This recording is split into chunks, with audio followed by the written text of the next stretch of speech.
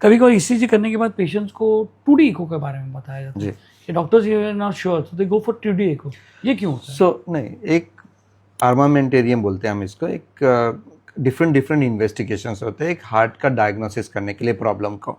तो पहले तो एक बेसिक होता है वो ईसीजी, फिर ट्रोपाई, एक ईसीजी, पहले तो एक ईसीजी कर लो, उसके बाद अगर हमको उसमें डाउट है तो उसके लिए कुछ ब्लड इन्वेस्टिगेशंस हो कर लो ना। ब्लड इन्वेस्टिगेशंस हमको बताएंगे कि हार्ट अटैक है या नहीं है, वो क्या इन्वेस्टिगेशन होता है? वही ट्रोपाई ना? ट्रोपाई वगैरह। और फिर उसके बाद हमको हार्ट का ओवरऑल पंपिंग कंडीशन जानने के लिए 2D एको करना होता है, क्योंकि इट्स अ लाइव थिंग।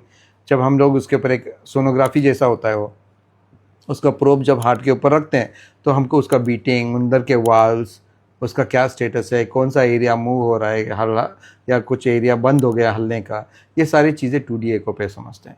तो overall wellness condition of the heart echo पे समझ में आता है।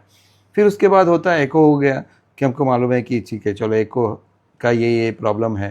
फिर उसके बाद एंजियोग्राफी आती है।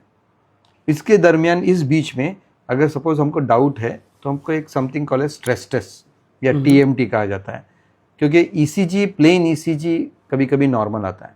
जब हार्ट को स्ट्रेस देते हैं ओके, और उसके वजह से अगर हार्ट में ब्लॉक है तो उस एरिया का ब्लड सप्लाई कम होता है ओके, उसके वजह से ईसीजी में चेंजेस आते हैं।